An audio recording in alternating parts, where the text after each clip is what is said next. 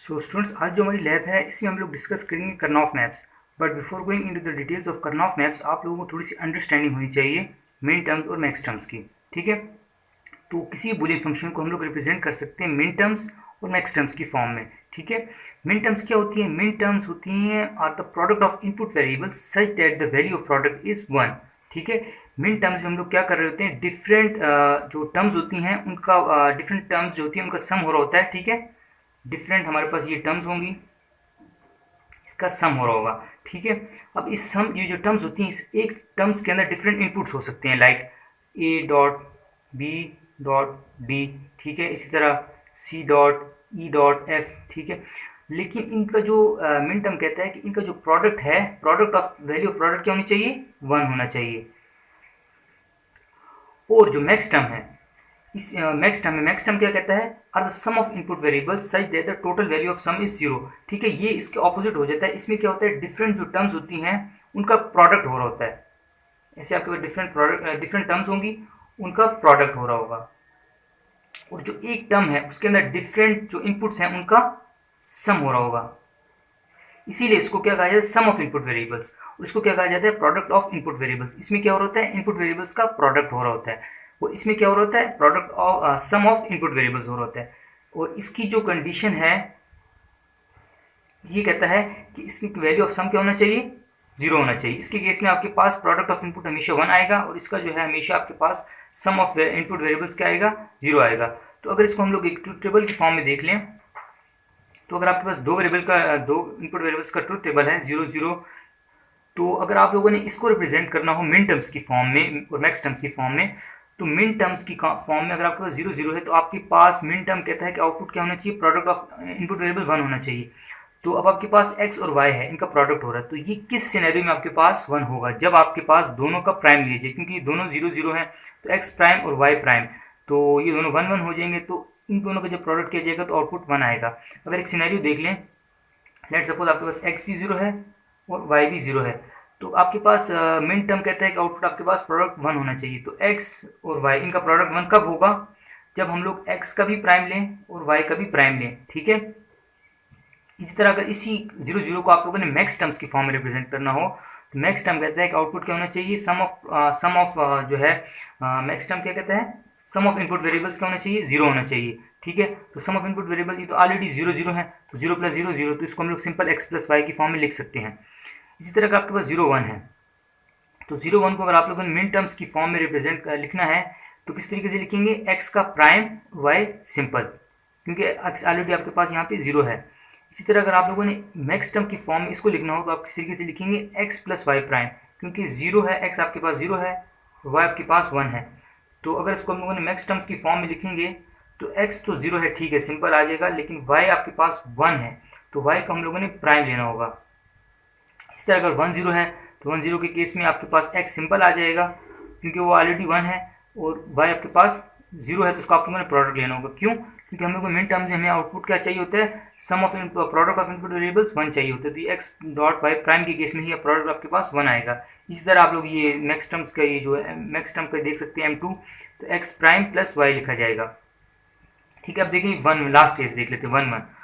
तो 1 1 तो simple already 1 1 है, तो इनकी जो मिन टर्म बनेगी x डॉट वाई, क्योंकि 1 डॉट 1 = 1। अब ये जो मैक्स टर्म है, ये x प्राइम + y प्राइम क्यों बन रही है? क्योंकि हमें इसमें output sum of input variable 0 चाहिए होता है, तो ये 1 1 है। तो इनका अगर सम ऑफ वेरिएबल 0 उसी केस में होगा कि अगर x का भी प्राइम किया जाए और y का भी प्राइम किया जाए।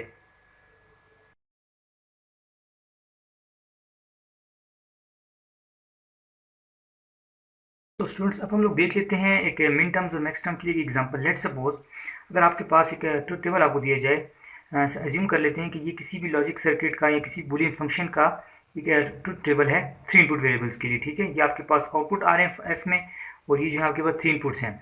सो अगर आपको कहा जाए कि इसमें से आप लोगों ने मिन टर्म्स और मैक्स टर्म को आइडेंटिफाई करना है, तो आप क्या करेंगे? आपको मैंने क्या बताया था, मिन टर्म्स क्या होती हैं? जिसमें सम ऑफ प्रोडक्ट क्या होता है? 1 होता है। तो इसमें से अगर हम लोग मिन टर्म्स को स्पेसिफाई कर लें, तो हमारे पास ये एक मिन टर्म है, ये, ठीक है। अब अगर हम लोगों ने इसको एक्सप्रेशन की फॉर्म में लिखना हो, तो मिन टर्म्स को याद रखना है आप लोग हमेशा, हम लोग स्मॉल m से डिनोट करते हैं, राइट करते हैं। ठीक है, और जो मैक्स टर्म है उसको हम लोग कैपिटल M से डिनोट करते हैं। तो अब अगर हमारे पास ये जो इक्वेशन है, फंक्शन है ए बी सी, इसमें से मिन टर्म हमारे पास कौन कौन सी हैं देख सकते हैं। 0 प्लस 2, इसी तरह M3 M5 और M7। ठीक है, तो आपको मैंने क्या कहा था, इसकी डेफिनेशन क्या है, सम ऑफ प्रोडक्ट्स। तो हम लोग क्या कर रहे हैं, सम ऑफ प्रोडक्ट्स कर रहे हैं। ठीक है, इनको हमने सम की फॉर्म में लिख दिया। अच्छा, इसको एक दूसरे रिप्रेजेंटेशन इस तरह भी लिखा जा सकता है। हमारे पास कौन कौन सी टर्म्स हैं, 0 वाली है, 2 है, 3 है, 5 है और 7 है। अब अगर हम लोग ने इसको फर्दर लिखना हो, सिंप्लीफाई करना हो, तो आपको मैंने बताया था कि जो होता है मिन टर्म्स में क्या होता है, प्रोडक्ट्स होते हैं। ठीक है, इस मिन टर्म्स का तीनों का, तो जो प्रोडक्ट होगा, प्रोडक्ट का आउटपुट क्या आना चाहिए, 1 आना चाहिए। तो अब ए बी सी है, ठीक है, इन तीनों का आउटपुट 1 कब आएगा, ये तीनों जीरो, जब तीनों का अगर हम लोग नॉट कर लें, ए नॉट, बी नॉट और सी नॉट, तो अगर हम लोग इसको इस तरीके से लिखें, ए नॉट, बी नॉट और सी नॉट, ठीक है, प्लस अब अगर ये देखा जाए सेकंड टर्म, तो इसमें एक 0, 1 और 0, तो ए के साथ हम क्या लिखेंगे, ए प्राइम या ए नॉट, बी सिंपल क्योंकि बी ऑलरेडी 1 है, और सी को हम लिखेंगे सी नॉट क्योंकि ये भी 0 है। ठीक है, इसी तरह प्लस ए 0 है तो ए नॉट, बी सिंपल, सी भी सिंपल क्योंकि सी 1 है। इसी तरह हम लोग जो 5 टर्म है, इसमें हमारे पास आ जाता है ए सिंपल, बी नॉट और सी सिंपल। लास्ट जो टर्म है हमारे पास 7, उसमें हमारे पास लिखेंगे ए बी और सी। ठीक है, अब अगर इसी से हम लोगों ने मैक्स टर्म्स निकालने हो, तो इसमें हमारे पास मैक्स टर्म मैंने आपको क्या बताया था, उसमें क्या होता है, सम ऑफ जो वैल्यूज होती हैं वो क्या होती हैं, 0। तो इसमें हमारे पास कौन कौन सी मैक्स टर्म्स हैं, ये वाली मैक्स टर्म हो गई 2 और ये 3 हमारे पास मैक्स टर्म्स हैं। मैक्स टर्म को डिनोट किया जाता है कैपिटल एम से। तो अगर इसको मैं मैक्स टर्म्स की फॉर्म में लिखूं, तो A comma B comma C is equal to, हमारे पास M1 टर्म हो गई, M1 डॉट हो गई M4 और M6।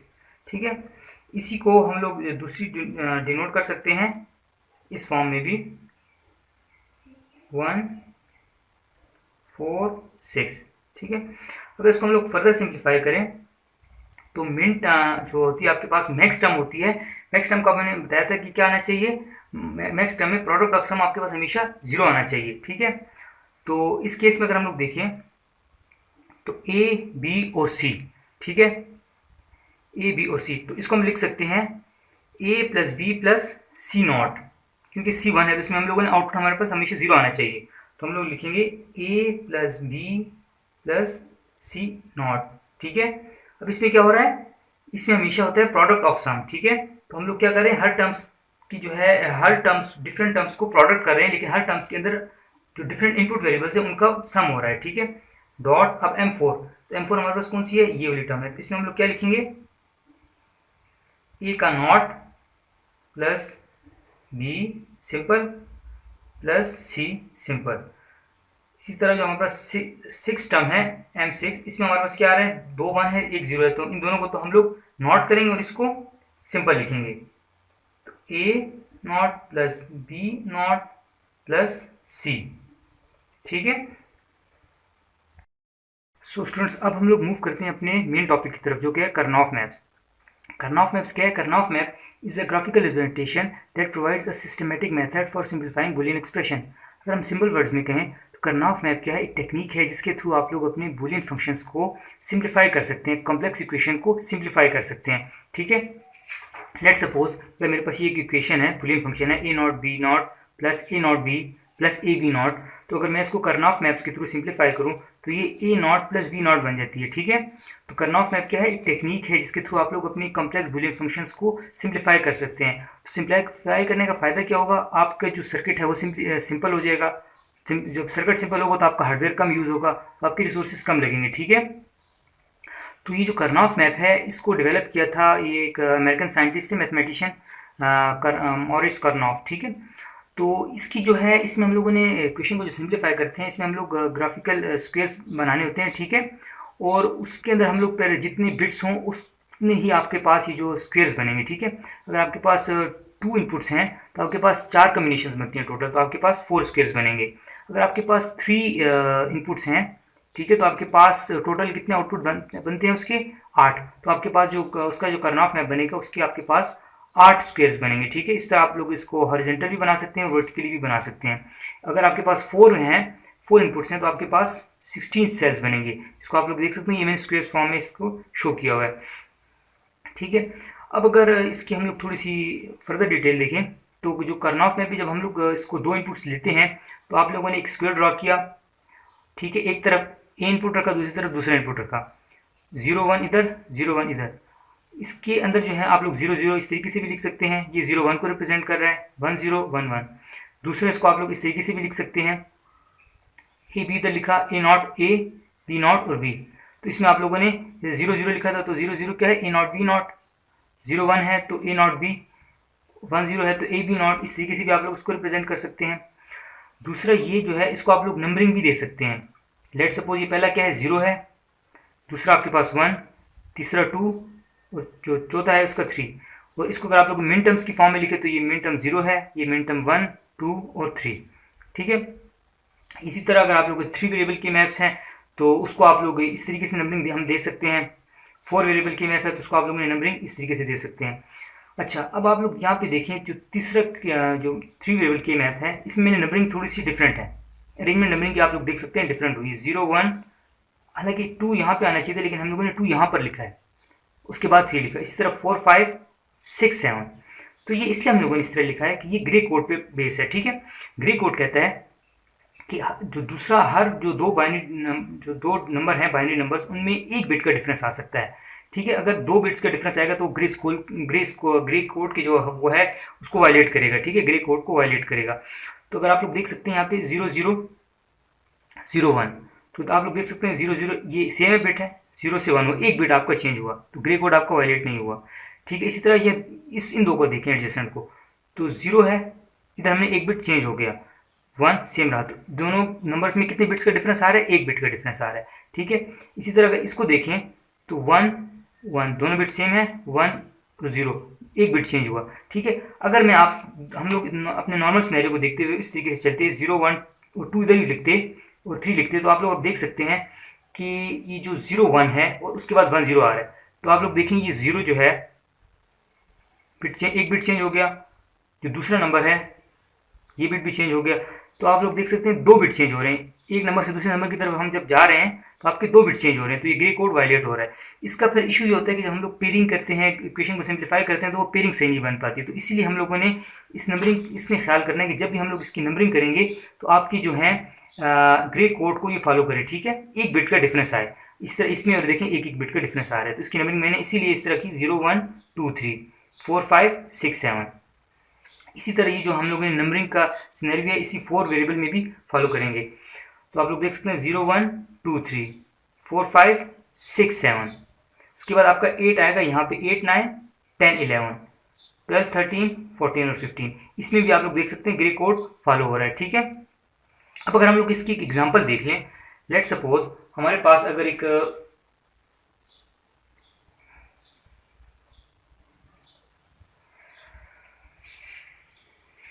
लेट सपोज आपको अगर एक मैं आपको देता हूँ एक आपके पास एक फंक्शन है, ठीक है, 2 इनपुट का, तो आपके पास 4 आउटपुट्स आ रहे हैं पॉसिबल कम्बिनेशन। अब आपके पास ये जो एक समझिए एक कोई भी लॉजिक सर्किट है जो आपको आउटपुट दे रहा है, 0 0 के केस में 1 दे रहा है, 0 1 के केस में 1, ठीक है, 1 0 के केस में 1 और 1 1 के केस में 0। तो अगर आपको मैं कहता हूँ कि इसको आप लोग मिन टर्म्स की फॉर्म में रिप्रेजेंट करें, तो आप लोग इसको किस तरीके से लिख सकते हैं। मिन टर्म्स का आपको मैंने जैसे भी कहा था वो क्या होता है, मिन टर्म्स कहता है सम ऑफ प्रोडक्ट 1 होना चाहिए, ठीक है। तो इसमें जो मिन टर्म्स आ रही हैं वो ये हैं और ये हैं, ठीक है। तो अगर इसको मैं फंक्शन की फॉर्म में लिखूं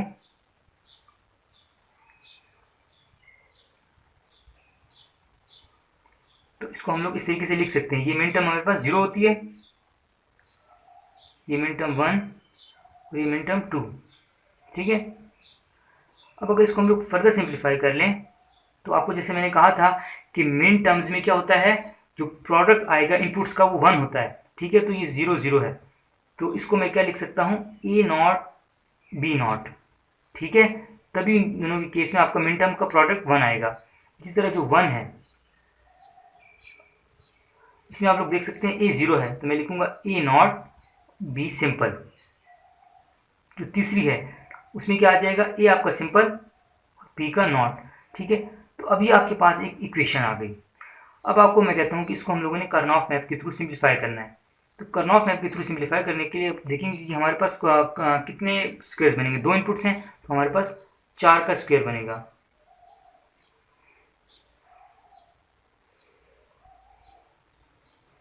मैंने ए लिखा, ये लिखा बी। अब इधर मैं लिख लेता हूँ ए नॉट ए, ठीक है, बी नॉट बी। अब इधर मैं इसको नंबरिंग दे देता हूँ। मिन टर्म ये 0 है, ये मिन टर्म 1 है, ये मिन टर्म 2 है और ये मिन टर्म 3 है। अच्छा, अब आप लोगों ने देखना है कि जो मिन टर्म 0 है, ये मिन टर्म 1 है, ये मिन टर्म 2 है और ये मिन टर्म ये नहीं है, ठीक है, यहाँ पे 0 है।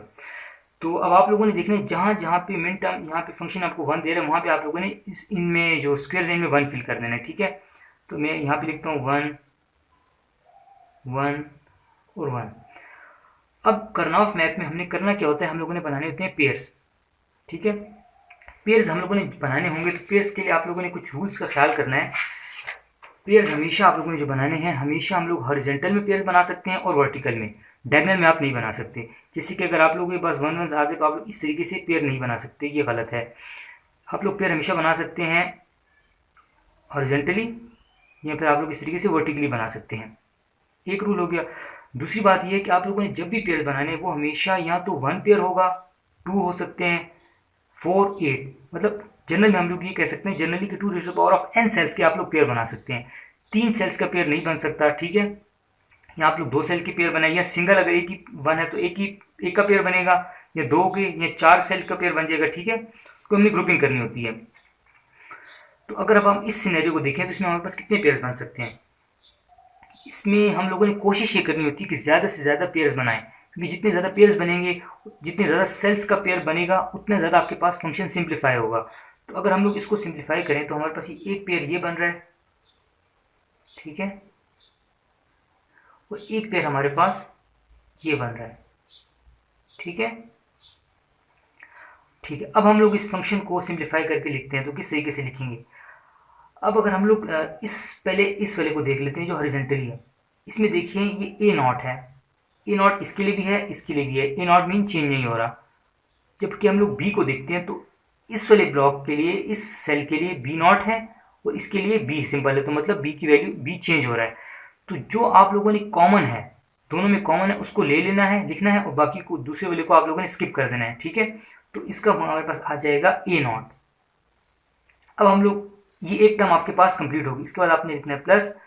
अब जो दूसरी टर्म है, दूसरा हमारे पास जो पेयर बना है वो इस वर्टिकली बना है, ठीक है। तो इसमें अगर हम लोग देखें तो इसमें हमारे पास बी नॉट चेंज नहीं हो रहा, जबकि ए चेंज हो रहा है। एक तरफ एक को ए नॉट है एक के लिए, दूसरे के लिए ए है। तो आपको मैंने बताया कि जो चेंज हो रहा है उसको आप लोगों ने स्किप कर देना है, और जो आपके पास सेम रह रहा है दोनों सेल्स के लिए उसको आप लोगों ने लिख लेना है। तो A not plus B not, ठीक है। तो अब हमारा ये फंक्शन सिंप्लीफाई हो गया। ये जो फंक्शन हमने सिंप्लीफाई किया ये किसके इक्विवेलेंट है, ये आप लोग, ये इसके इक्विवेलेंट है। तो अब आप लोग, अगर हम लोग इसको वैलिडेट भी कर सकते हैं, अगर आप लोग लेट सपोज 1 0, हम लोग ए आपके पास 1 है और बी आपके पास 0 है, तो इस फंक्शन के अंदर पुट करके देखते हैं तो क्या करेगा, ये किस तरह आउटपुट देगा। ए 1 है तो ए अगर 1 है तो 1 का नॉट क्या हो जाएगा 0, प्लस बी ऑलरेडी 0 है तो बी का जो नॉट होगा तो 1 हो जाएगा, 0 प्लस 1 1। तो देखिए यहाँ 1 आ रहा है, ये वाला केस हमारा फुलफिल कर रहा है, ठीक है। यही वाला ए 1 और 0 इसके लिए भी हम टेस्ट कर लेते हैं। तो हमारे पास जो फंक्शन है वो है आपके पास A not B not plus A not B plus A B not, ठीक है।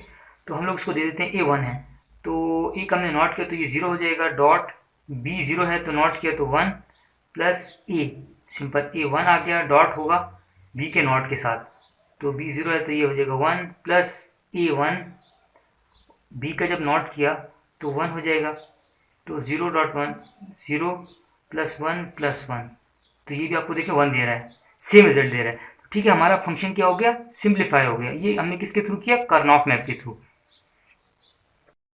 अच्छा सो स्टूडेंट्स, अब हम लोग देख लेते हैं अगर आपके पास 3 इनपुट वेरिएबल हो तो उसको हम लोग कर्नॉफ मैप के थ्रू किस तरह सॉल्व कर सकते हैं। ठीक है, तो इसके लिए हम लोग वही पुरानी एग्जांपल यूज़ कर लेते हैं जो हम लोगों ने मिन टर्म्स जिसके थ्रू हमने निकाली थी। ठीक है, हमारे पास एक 3 इनपुट वेरिएबल्स था, इसके थ्रू हम लोगों ने मिन टर्म्स इसको सॉल्व किया था। तो अगर आपको कोई ट्रूथ टेबल दे दिया जाए तो आप लोग उसके थ्रू अगर हम लोग अब सॉल्व करते हैं, ठीक है, तो उसको करना है आपको, जैसे मैंने पहले भी कहा था कि 3 इनपुट होंगे तो उसके आपके पास टोटल पॉसिबल कम्बिनेशन कितने बनते हैं, 2 raise to the power of 3 8। तो उसके लिए हम लोग ये 8 सेल्स वाला जो है कार्नॉफ मैप यूज़ करेंगे। इसको हम लोग ऐसे हॉरिजॉन्टली भी यूज़ कर सकते हैं और वर्टिकली भी। ठीक है, सो अब हम लोग अगर इसके लिए मैप ड्रा करें, ठीक है, इस इक्वेशन के लिए, तो इस ट्रूथ टेबल के लिए, तो हम लोग के पास इस तरीके से आ जाएगा।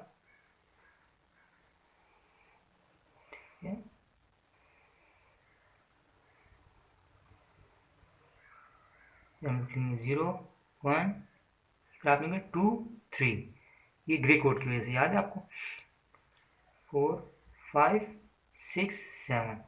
इधर आपके पास आ जाएगा ए नॉट ए, इधर हम लोग लिखेंगे बी सी, तो इधर आ जाएगा आपके पास बी नॉट सी नॉट, इधर हम लोग लिखेंगे इसको, अगर आप लोग इस सिंपल अगर ऐसे लिखना चाहें तो इस तरीके से हम लोग लिख सकते हैं 0 0। अब आप ग्रे कोड है तो ग्रे कोड में एक बिट आपका चेंज हो सकता है। इसी तरह अगर है तो अब देखें, अगर हम लोग इस अगर 1 0 लिखें तो 2 बिट का चेंज आ रहा था, तो मैं इधर लिखूंगा 1 1, एक बिट 0 से 1 हुआ, दूसरा बिट सेम रहा, इसमें 1 0। तो अगर मैं अब इसको लिखूँ बी नॉट सी, फिर बी सी, ये हो जाएगा बी सी नॉट। ठीक है, तो अब अगर हम लोग इस एग्जांपल में से मिन टर्म्स देखें तो हमारे पास एक है 0 वाली मिन टर्म, उस पर 1 आ रहा है, तो हम लोगों ने जहाँ जहाँ पे हमारे पास 1 आ रहा है उस जगह पर हम लोगों ने स्क्वेयर में 1 फिल कर देना है। ठीक है, तो ये 0 है तो इधर हम लोगों ने लिखा 1। इसके अलावा जो मिन टर्म सेकंड है, सेकंड वाली टर्म है उसमें आ रहा है 1, तो सेकंड हमारे पास ये है, इधर हम लोगों ने लिखा 1। इसके अलावा हमारे पास आ रहा है ये जो, अच्छी एग्जाम आप देख सकते हैं, अच्छा जी दोबारा से देख लें, यहाँ से हमारे पास एक 0 वाली टर्म है, यहाँ पे 1 आ रहा है, तो हम लोगों ने यहाँ पे 1 फिल कर दिया। इसके अलावा हमारे पास जो सेकंड टर्म है इसमें 1 आ रहा है, तो हम लोगों ने यहाँ पे 1 फिल कर दिया। इसके अलावा जो थर्ड टर्म है, थर्ड टर्म हमारे पास जो नहीं, ये 0 टर्म, सेकंड टर्म और थर्ड टर्म, जो थर्ड टर्म में हमारे पास 1 आ रहा है, थर्ड टर्म हमारे पास कौन सी है, ये हो गई। इसके अलावा हमारे पास फिफ्थ टर्म में 1 आ रहा है, ठीक है, फिफ्थ टर्म हमारे पास कौन सी है, ये हो गई। इसके अलावा हमारे पास जो है सेवन्थ टर्म में 1 आ रहा है, तो सेवन्थ टर्म हमारे पास कौन सी होगी, ये हो गई। अब हम लोगों ने इसके ग्रुप्स बनाने हैं, तो अब आप लोग देख सकते हैं ग्रुप्स हम लोग इसके बना सकते हैं। एक ग्रुप जो हम लोग इसका बनाएंगे, ऐसे ग्रुप एक बना देते हैं, ठीक है, वर्टिकली। अच्छा दूसरा ये कि आप लोग ग्रुप्स में ये भी हम लोग कर सकते हैं कि जैसे ये और ये हैं, तो हम लोग इसकी इनका भी ग्रुप एक बना सकते हैं। जैसे ये यहाँ से ऐसे पेज अगर फोल्ड कर दिया जाए तो इसके थ्रू भी हम लोग इसका ऐसे यहाँ पे देखें इसका ग्रुप बना सकते हैं। ठीक है, ये और ये एक ग्रुप हो गया, अब ये इसका ग्रुप हो गया। अच्छा अब आप लोग देख सकते हैं यहाँ पे हम लोग 3 सेल का ग्रुप, हमने आपको जैसे मैंने पहले भी कहा था हम नहीं बना सकते। ठीक है, ग्रुप्स हम लोग हमेशा या तो एक बनेगा या 2 सेल का ग्रुप बनेगा या 4 सेल का। ठीक है, तो हम लोग इस तरह 3 सेल का ग्रुप नहीं बना सकते। अब हमारे पास ये एक सेल रह गया, हम लोग इसका भी एक ग्रुप बना देते हैं। ठीक है, तो ये हो सकता है कि एक सेल जो है उसके साथ भी ग्रुप बनाए और इसके साथ भी ग्रुप बनाए। ठीक है, ये पॉसिबल है। इसमें हमारे पास कितने ग्रुप्स बन गए, एक ग्रुप ये बन गया वर्टिकली, एक हमने ये बना दिया हॉरिजॉन्टली, और एक हम लोगों ने ये साइड पेयर्स का ग्रुप बना दिया। ठीक है, 3 ग्रुप्स बन गए। अब अगर हम लोगों ने इसको सॉल्व करके लिखना है तो हम लोग किस फॉर्म में लिखेंगे, तो आप लोग अगर इस सबसे पहले हम लोग इस वाले को देख लेते हैं, वर्टिकल को। ठीक है, तो इस वर्टिकल में आप लोग देखें बी और सी, ये इस सेल के लिए भी है और इस सेल के लिए भी सेम है, कॉमन है, चेंज नहीं हो रहा। जबकि इस सेल के लिए यहाँ पर ये ए नॉट है, इसके साथ एसोसिएट, दूसरे एल के साथ ए एसोसिएट है, तो ए चेंज हो रहा है। तो आपको मैंने जैसे पहले भी कहा था कि जो आपके पास चेंज हो रहा है उसको आप लोगों ने स्किप कर देना है इसको। ठीक है, जो सेम रह रहा है उसको आप लोगों ने लिखना है। तो पहले आपकी टर्म आ जाएगी बी सी, आप उसके बाद लिखना है प्लस। अब आते हैं दूसरे सेल की तरफ जो हमारे पास जैसे हॉरिजॉन्टली बना, तो इसमें अगर हम लोग देखें तो ए इसके लिए भी साथ भी एसोसिएट है और इसके साथ भी एसोसिएट है, दोनों के लिए सेम है। अब ऊपर वाले नॉट है सी और दूसरा जो टर्म है वो बी सी है, तो इसमें जो है अगर आप लोग देखें तो सी चेंज नहीं हो रहा, जबकि बी नॉट है इसके लिए साथ और दूसरे सेल के लिए बी है, तो बी चेंज हो रहा है। तो आपको मैंने कहा था कि जो चेंज हो रहा है उसको आप लोगों ने स्किप कर देना है, ठीक है, और जो सेम है उसको आप लोगों ने लिख लेना है। तो ये इधर आ जाएगा आपके पास, इधर से आप लोग ए लिखेंगे और इससे आप लोग लिख देंगे सी। तो ये हमारा दूसरा सेल भी सॉल्व हो गया। अब आते हैं तीसरे सेल की तरफ। तो अगर आप लोग इस तीसरे सेल में थोड़ा सा गौर करें, देखिए ए नॉट इसके साथ भी एसोसिएट है और ए नॉट इसके साथ भी एसोसिएट है, तो ए नॉट तो चेंज नहीं हो रहा, तो ए नॉट तो हम लोगों ने लिखना होगा। अब ऊपर वाले इन दोनों में से एक नहीं, एक जो है एक वेरिएबल स्किप होगा, बी नॉट सी है और बी सी नॉट है। तो अब आप लोग अगर खुद देखें तो ये सी नॉट दोनों में कॉमन है, जबकि बी और बी नॉट चेंज हो रहा है। तो अब हम लोग जो सेम है उसको लिखना है, जो कॉमन है उसको लिखना है, और जो डिफरेंट है उसको स्किप कर देना है। तो सी और सी नॉट, तो हम लोग लिखेंगे सी नॉट, ठीक है। तो अब जो हमारा ये जो फंक्शन है आप लोग देख सकते हैं ये कितना सिंप्लीफाई हो गया। ये हम लोगों ने पहले इसको इस फॉर्म में लिखा था, ठीक है, स्टार्ट में हमारे पास ये इस फॉर्म में था, इसको हमने सिंप्लीफाई किया तो ये इस फॉर्म में आ गया। अब इसको हम ये वैलिडेट भी आप लोग कर सकते हैं, ठीक है। अभी अगर लेट सपोज हम लोग एक टेबल के थ्रू इसको वैलिडेट कर लें 101, ठीक है, इसकी केस में आप 1 1 0 1, इसकी केस में आपको आउटपुट क्या दे रहा है, 1 दे रहा है, ठीक है। लेट सपोज हमारे पास ये जो है, ये इस तरह से देख लेते हैं, ये हमारे पास जो है 1 है, ठीक है, बी हमारे पास 0 है, और जो सी है वो हमारे पास 1 है, ठीक है। हम लोगों ने ये वाला, इसको हमने वैलिड, इस वैल्यू को हम चेक कर लेते हैं 1 0 1, तो आउटपुट में हमारे पास 1 आना चाहिए, ठीक है। तो अगर बी 0 है तो 0.1 प्लस ए सी, ए हमारे पास 1 है, सी भी हमारे पास 1 है, plus A not C not, तो ए हमारे पास 1 है तो ये 0 हो जाएगा, सी नॉट किया तो 1 है तो ये 0 हो जाएगा, तो ये हो जाएगा 0 प्लस 1 प्लस 0। तो आप लोग देख सकते हैं हमारे पास 1 आ गया। तो हम लोगों ने इसको 1 0 1 दिया इस फंक्शन को, और ये हमारे पास 1 आ गया, ठीक है। तो इससे आप लोग बाकी किसी भी इसके वैलिडेट कर सकते हैं। तो अब आप लोग देख सकते हैं हम लोगों ने एक कॉम्प्लेक्स फंक्शन को हम लोगों ने कर्नॉफ मैप के थ्रू सिंप्लीफाई कर लिया। अच्छा, सो स्टूडेंट्स, अब हम लोग अगर एक 4 वेरिएबल की मैप की इक्वेशन देख लें, तो लेट सपोज आपके पास ये एक इक्वेशन गिवन है, ठीक है, 4 वेरिएबल्स की। तो इसको मैंने मिन टर्म्स की फॉर्म में लिखा है। तो मिन टर्म्स की फॉर्म में लिखने का सिंपल जो तरीका है वो आपको देखें, जैसे हम लोगों ने इसका एक ट्रूथ टेबल बनाया 3 वेरिएबल्स के लिए, तो हम लोगों के पास 8 पॉसिबल कम्बिनेशन आ रहे थे। जैसे हमारे पास ये 4 वेरिएबल्स हैं तो इसके हमारे पास टोटल पॉसिबल कम्बिनेशन 16 बनेंगे। तो इस तरह आप लोग इसके टोटल पॉसिबल कम्बिनेशन लिखेंगे ट्रूथ टेबल की फॉर्म में, और जहाँ जहाँ पे इसके फंक्शन 1 दे रहा है वो आपके पास मिन टर्म होती हैं, ठीक है, मिन टर्म्स को रिप्रेजेंट कर रहा होता है। तो उसको आप लोगों ने पिक करके इस तरीके से मिन टर्म्स की फॉर्म में रिप्रेजेंट किया, और सिंबॉलिक नोटेशन के साथ हम लोग इसको इस तरीके से लिख सकते हैं, ठीक है। तो जहाँ जहाँ पे आपको मिन टर्म 1 दे रही है, ठीक है, वो उस टर्म्स को हम लोगों ने यहाँ पे इसको हमने यहाँ पे रिप्रेजेंट कर दिया, लिख दिया, ठीक है। अब अगर हम लोगों ने इस इक्वेशन को की मैप के थ्रू सॉल्व करना है तो हम लोग क्या करेंगे, जहाँ जहाँ पे ये जिन टर्म्स हैं वहाँ पे हम लोगों ने 1 पुट करना है, ठीक है, इस ग्राफ में। तो जिसमें 3 टर्म है इस जगह हम लोगों ने 1 लिखा, 7 में 1 लिखा, इसके अलावा 11 12 13 14 और 15। अब हम लोगों ने इसकी ग्रुपिंग बनानी है, ठीक है। तो ग्रुपिंग इसकी जो बन रही है अगर देखा जाए तो एक इसकी बन रही है वर्टिकल ग्रुप बन रहा है और एक हॉरिजॉन्टल। तो एक ग्रुप हम लोग को इसका बना देते हैं वर्टिकल ग्रुप, तो एक हम लोग इसका बना देते हैं ये हॉरिजॉन्टल ग्रुप, ठीक है। तो अब अगर हम लोग इसको सिंप्लीफाई करेंगे तो आपको जैसे मैंने पहले भी कहा कि इसमें हम लोगों ने देखना होता है कॉमन टर्म्स को, जो कॉमन होगा वो हम लोग को लिखना होता है, और जो जो चेंज हो रहा होता है उसको हम लोगों ने स्किप करना होता है।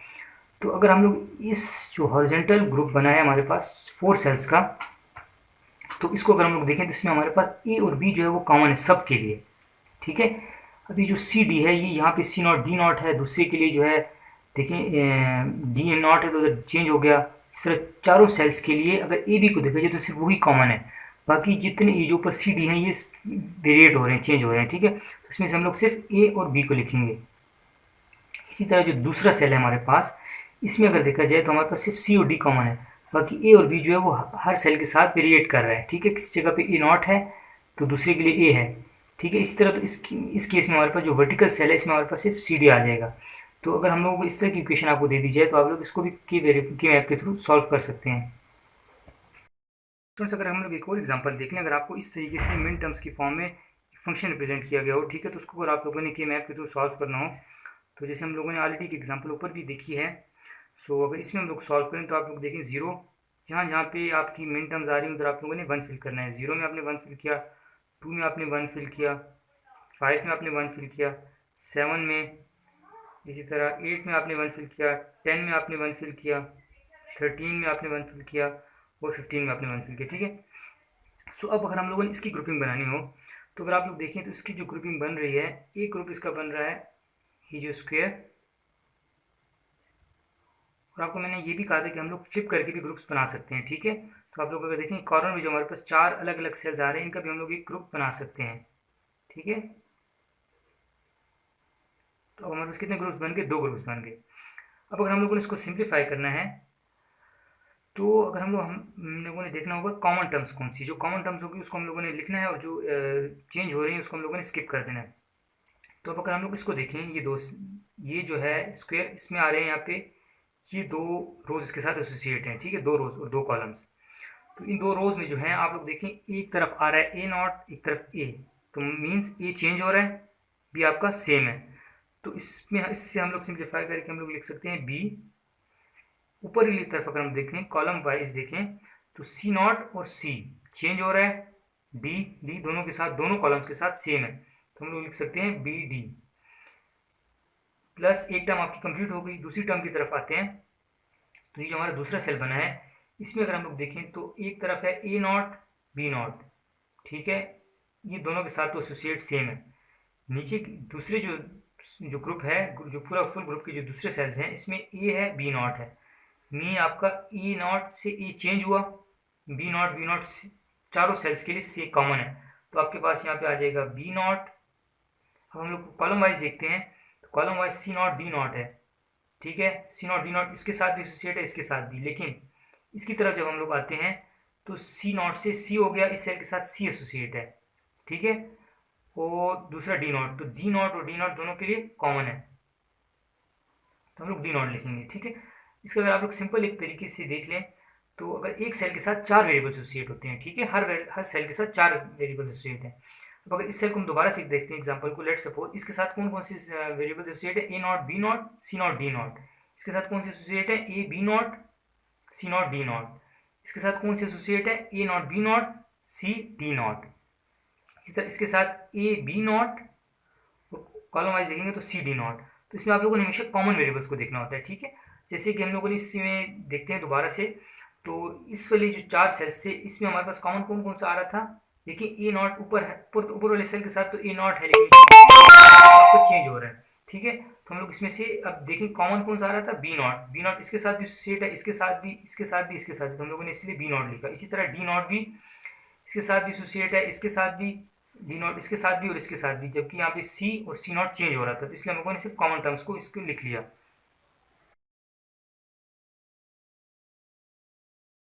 सो स्टूडेंट्स, अब जो हमारा टॉपिक है वो है डेसिमल टू बाइनरी कन्वर्जन। ये टॉपिक आप लोग ऑलरेडी थ्योरी में भी डिस्कस कर चुके हैं, पर मैं यहाँ पे लैब में भी रिपीट कर देता हूँ कि अगर आपको कोई नंबर दिया जाए डेसिमल में और आपको कहा जाए कि इस नंबर को आप लोग बाइनरी में कन्वर्ट करें तो उसके लिए क्या प्रोसीजर होगा। ठीक है, लेट सपोज अगर हमारे पास एक नंबर है 27, ये है डेसिमल में, और आपको कहा जाता है कि इसको आप कन्वर्ट करें बाइनरी में, तो इसको आप लोग किस तरीके से कन्वर्ट करेंगे। ठीक है, तो जो आप लोगों का जो डेसिमल नंबरिंग सिस्टम है ये हायर नंबरिंग सिस्टम है, इसकी बेस 10 होती है और जो बाइनरी है उसकी 2 होती है। ठीक है, तो इसका जो प्रोसीजर होता है इसको हम लोग करते हैं डिवाइड। ठीक है, तो अब आपका जो 27 है इसको अगर आप लोग डिवाइड करेंगे तो इस तरह 27 यहाँ पे लिख दिया। ठीक है, और इसको हम डिवाइड करते हैं 27 को, तो 2 1 ज़ा 2। ठीक है, 2 3 ज़ा 6, तो आपके पास क्या बचा, 1 रिमाइंडर बच गया। ठीक है, अगर आप लोग देखें 27 को अगर आप एक्चुअल में डिवाइड करते हैं, 27 डिवाइड बाई 2 करते हैं तो आपके पास 13.5 आता है एक्चुअली में। ठीक है, लेकिन इसमें हम लोग क्या करते हैं, हम लोगों ने रिमाइंडर लेना होता है, तो 2 1 ज़ा 2, ये फुल डिवाइड पूरा डिवाइड हो गया, 2 3 ज़ा 6, आपके पास 1 रिमाइंडर बचा, ये आप लोगों ने यहाँ पे लिख दिया। अब इसके बाद 13 है, तो 13 को अगर हम डिवाइड करते हैं 2 पे तो ये पूरा पूरा डिवाइड नहीं होता, तो उसको हम लोग 2 6 ज़ा अगर 12 करें तो आपके पास 1 रिमाइंडर बचता है। अब अगर आप लोग 6 को डिवाइड करें 2 पे तो 2 3 ज़ा 6, रिमाइंडर आपके पास क्या बचा, 0। इसी तरह अगर हम लोग 3 को डिवाइड करें 2 1 ज़ा 2, एक आपके पास रिमाइंडर बच रहा है। ठीक है, अब देखिए यहाँ तक आपके पास कंप्लीट हो गया। इसके बाद ये फर्दर डिवाइड नहीं हो सकता, तो आप लोग यहाँ से ऐसे करेंगे कि यहाँ से बॉटम, यहाँ से एक ऐसे एरो ड्रा करेंगे और आप लोगों ने नंबर्स को यहाँ से रीड करना शुरू करना है, 1 1 0 1 1। तो ये जो नंबर है आपके पास, ये आपके पास बाइनरी में कन्वर्ट हो गया, ठीक है। अब अगर आपको एक और एग्जांपल हम लोग देख लेते हैं। लेट सपोज अगर आपके पास एक नंबर हो 77, इसको अगर आप लोगों ने बाइनरी में कन्वर्ट करना तो आप कैसे करेंगे, 2 पे डिवाइड कर दें तो 2 3 ज़ा 6, एक आपके पास रिमाइंडर बच रहा है तो रिमाइंडर यहाँ पे चला जाएगा, तो अब ये क्या हो गया 17। अब अगर इसको डिवाइड करें टू 8 ज़ा 16, ठीक है, एक आपके पास रिमाइंडर बच रहा है। इसी तरह अगर 38 है तो 2 1 ज़ा 2, ठीक है, एक रिमाइंडर आपके पास बच रहा है, पूरा पूरा डिवाइड नहीं हो रहा 3, ठीक है, तो जो रिमाइंडर बचे वो इधर आ जाएगा, तो ये बन गया 18। तो अब हम अगर 2 को 18 पे डिवाइड करें, 18 को 2 पे डिवाइड करें तो 2 9 ज़ा 18, ठीक है, ये पूरा पूरा डिवाइड हो गया तो 0 आ गया। अब अगर 19 को डिवाइड करें तो 2 9 ज़ा 18, ठीक है, 1 आपके पास रिमाइंडर बच गया। इसी तरह अगर 9 को डिवाइड करें तो 2 4 ज़ा 8, पूरा पूरा डिवाइड नहीं हुआ, 1 रिमाइंडर बच गया। 4 आपके पास आ रहा है तो 4 जो है 2 2 ज़ा 4, पूरा पूरा डिवाइड हो गया तो रिमाइंडर आपके पास 0 बचा, 2 1 ज़ा 2, रिमाइंडर 0। अब अगर हम इसको कैसे रीड करेंगे, यहाँ से एरो ड्रा किया टॉप की तरफ ले गए, ठीक है, तो 1 0 0 1 1 0 1, ये अब आपके पास बाइनरी में कन्वर्ट हो गया, ठीक है। ये तो हमारे पास सिंपल नंबर्स हो गए। अगर आपके पास डेसिमल में नंबर्स आ गए तो उसको आप लोग किस तरीके से कन्वर्ट करेंगे। सो अगर ये एग्जांपल देख लेते हैं। लेट सपोज आपके पास एक नंबर है 45.125, ये आपके पास डेसिमल में है, इसको आप लोगों ने बाइनरी में कन्वर्ट करना है। तो अब इसको हम लोग दो पार्ट्स में स्प्लिट कर लेते हैं, ठीक है। एक इसका हो गया जो पॉइंट से पहले वाला पार्ट है और दूसरा जो है 0.125। तो ये जो पार्ट है 45, इसको तो हम लोग उसी तरह एज इट इज कन्वर्ट करेंगे जैसे हम लोगों ने यहाँ पर इनको कन्वर्ट किया था, ठीक है। तो 45 इसको अगर कन्वर्ट करते हैं तो 2 2 ज़ा 4 और 2 2 2 ज़ा 4, 1 आपके पास रिमाइंडर बच गया। 22 है तो 2 1 ज़ा 2 2 1 ज़ा 2, 0 रिमाइंडर बच रहा है, ठीक है, पूरा पूरा डिवाइड हो गया। 2 5 ज़ा 10, 1 आपके पास रिमाइंडर बच गया। 5 है तो 2 2 ज़ा 4, 1 आपके पास रिमाइंडर बच गया। 2 1 ज़ा 2, पूरा पूरा डिवाइड हो गया, रिमाइंडर आपके पास 0 बचा। अब इसको 45 को अगर हम लोगों ने कन्वर्जन से रीड करना है इस टेबल से, ऐसे एरो ड्रा किया 1 0 1 1 0 1, तो ये जो है आपके पास ये वाला जो पार्ट है 45, ये आपके पास कन्वर्ट हो गया बाइनरी में। अब आपके आते हैं जो हमारे पास पॉइंट्स के बाद जो वैल्यू डिजिट्स हैं उसको हम लोगों ने कैसे कन्वर्ट करना है, ठीक है। तो हमारे पास यहाँ पे वैल्यूज थी 0.125, तो इसको जो अगर आप लोगों ने कन्वर्ट करना होगा तो हम लोग क्या करेंगे 0.125, इसको करेंगे मल्टीप्लाई बाय 2, तो इससे आ जाता है हमारे पास 0.25। तो ये जो आपके पास पॉइंट से जो राइट पे जो डिजिट है इसको आप लोगों ने लिखना है, रीड करके यहाँ पर अपने पास लिख लिया, फिर इसी वैल्यू को उठाया 0.25, इसको आप लोगों ने दोबारा मल्टीप्लाई बाय 2 किया, तो इससे जो आपके पास वैल्यू आएगी वो आएगी 0.5। इसमें फिर पॉइंट से जो राइट में डिजिट है हमारे पास 0 ही बचा, तो हम लोगों ने इधर 0 लिख लिया, ठीक है। अब हमने दोबारा से इस डिजिट को उठाया 0.5 को, इसको मल्टीप्लाई बाय 2 किया तो हमारे पास आ गया 1.0, ठीक है। तो अब हम लोगों ने यहाँ से रीड किया 1, ठीक है। तो अब हमारे पास ये प्रोसेस हम लोगों ने यहाँ पे ख़त्म कर देंगे, क्योंकि जब तक हमारे पास ये वैल्यूज़ आ रही थी पॉइंट के बाद हम लोगों ने मल्टीप्लाई बाय इसी वैल्यूज़ को उठा के मल्टीप्लाई बाय 2 कर रहे थे, ठीक है। तो अब हमारे पास ये जो है यहाँ पे 0 आ गया, ख़त्म हो गया प्रोसेस। अब हम लोगों ने इसको रीड करना है यहाँ से 0 0 1, इस तरह टॉप से बॉटम के ऑर्डर में, ठीक है। तो हमारे पास ये जो 0.125 था, ये इसका जो बाइनरी बनेगा वो बन जाएगा 0.001, ठीक है। तो हमारे पास ये जो डिजिट था 45.125, इसका अगर हम लोग बाइनरी लिखेंगे तो क्या लिखेंगे 101101.001, ठीक है। तो ये हमारा जो है, अगर आप लोगों ने पॉइंट्स में वैल्यूज डेसिमल में आपको वैल्यूज दी जाती हैं तो उसको कन्वर्ट करने का ये प्रोसीजर होगा।